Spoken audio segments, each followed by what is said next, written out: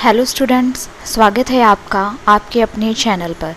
I am पूजा और आज हमारे डिस्कशन का टॉपिक है फंक्शंस ऑफ पार्लियामेंट। इससे पहले वाली वीडियो में हमने पार्लियामेंट के कंपोजिशन के बारे में जाना था और इस वीडियो में हम पार्लियामेंट के फंक्शंस के बारे में जानेंगे। अगर आप इस वीडियो का PDF पाना चाहते हैं तो हमारे टेलीग्राम चैनल को ज्वाइन करें।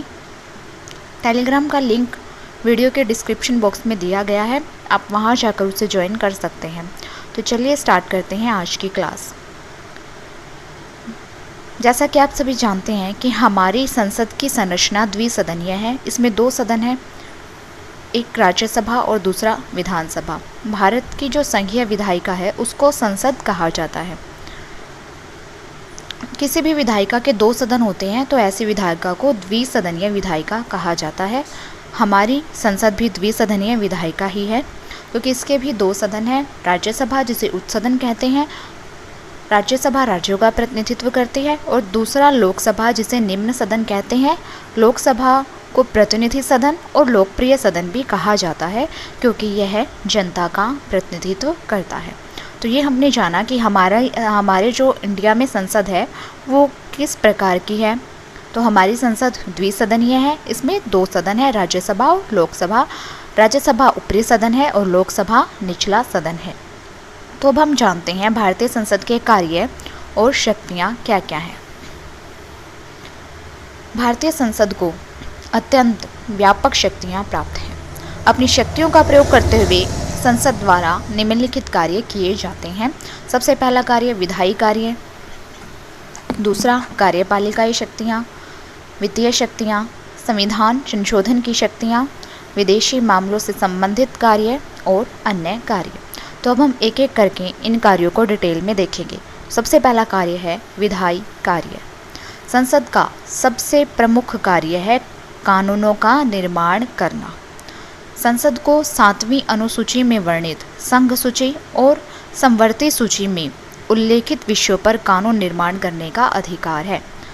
हमारे संविधान की 7वीं अनुसूची में 3 सूचियाँ दी गई हैं, संघ सूची, राज्य सूची और समवर्ती सूची। उनमें से संघ सूची और समवर्ती सूची में जितने भी विषय हैं उन पर कानून बनाने का अधिकार संसद को दिया गया है तथा संघ राज्य क्षेत्रों के लिए विधि निर्माण का कार्य भी संसद के द्वारा ही किया जाता है।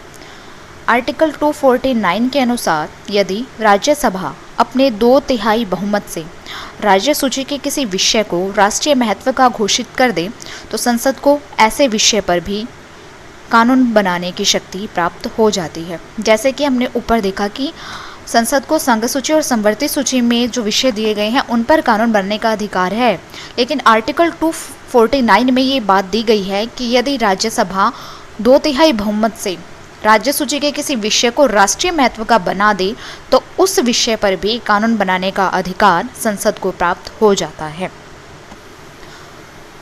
इसके बाद है संसद की कार्यपालिका शक्तियाँ। संसद का एक प्रमुख कार्य है मंत्री परिषद पर नियंत्रण रखना।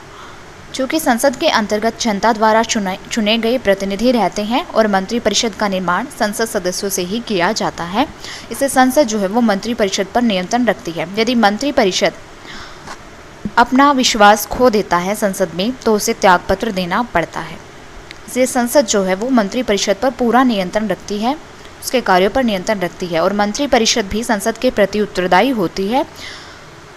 सामूहिक रूप से भी और व्यक्तिगत रूप से भी मंत्री परिषद उत्तरदायी होती है संसद के प्रति। तो ये थी संसद की कार्यपालिका शक्तियाँ। अब हम देखते हैं संसद की वित्तीय शक्तियाँ।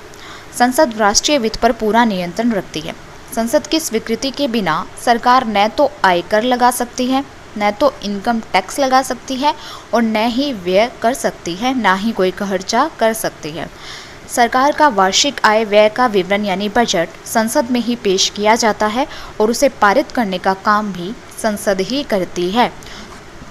तो ये हैं संसद की वित्तीय शक्तियाँ जो कि बहुत ही महत्वपूर्ण है क्योंकि हमारे देश में जितनी भी पैसे हैं, आय व्यय का खर्चा और बजट पेश करना, वो सारा काम संसद में ही होता है।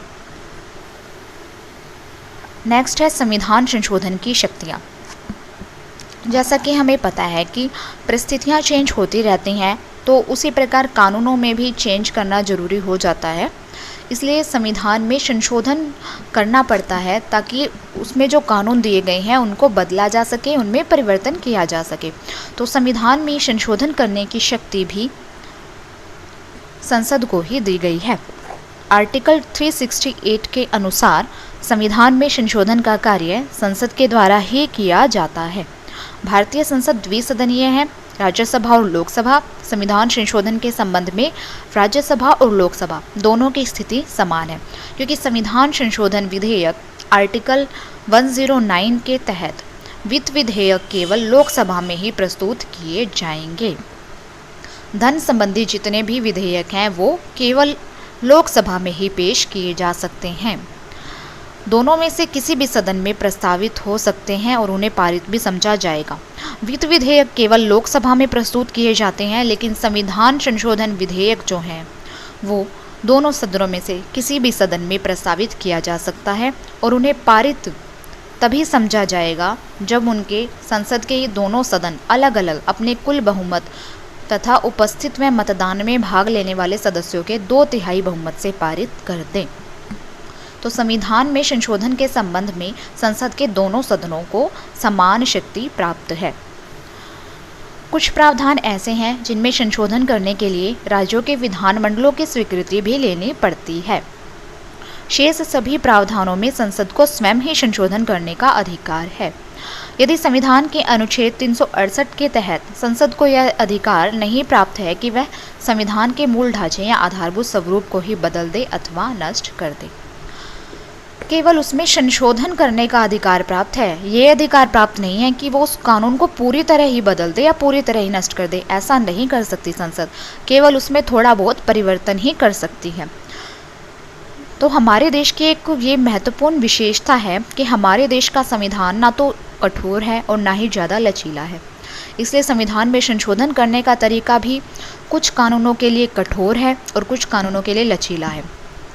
तो लचीले संविधान संशोधन में केवल दोनों सदन राज्यसभा और लोकसभा अपने कुल बहुमत या उपस्थित या मतदान में भाग लेने वाले सदस्यों के 2/3 बहुमत से पारित कर देते हैं। ऐसा संशोधन लचीला संशोधन होगा।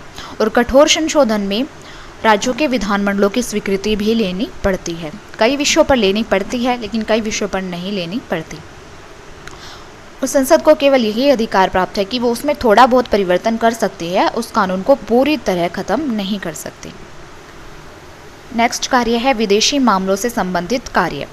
विदेशी मामलों से संबंधित अनेक कार्य संसद द्वारा किए जाते हैं। विदेशी राष्ट्रों के साथ पारस्परिक संबंधों का निर्धारण करना, युद्ध और शांति की घोषणा करना और विभिन्न संधियों का संपादन यद्यपि मंत्रिपरिषद द्वारा ही किया जाता है, किंतु जब तक संसद द्वारा इन कार्यों का अनुमोदन नहीं कर दिया जाता, उन्हें लागू नहीं किया जा सकता। विदेशों से संबंधित जितने भी कार्य हैं वो भी संसद के द्वारा ही किए जाते हैं।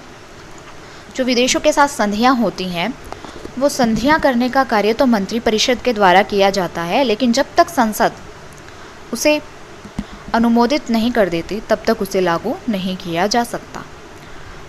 उसके बाद है अन्य कार्य। इन कार्यों के अतिरिक्त भी कुछ कार्य हैं जो संसद द्वारा किए जाते हैं। जैसे संसद जो है वो राष्ट्रपति और उपराष्ट्रपति के चुनाव में भी भाग लेती है।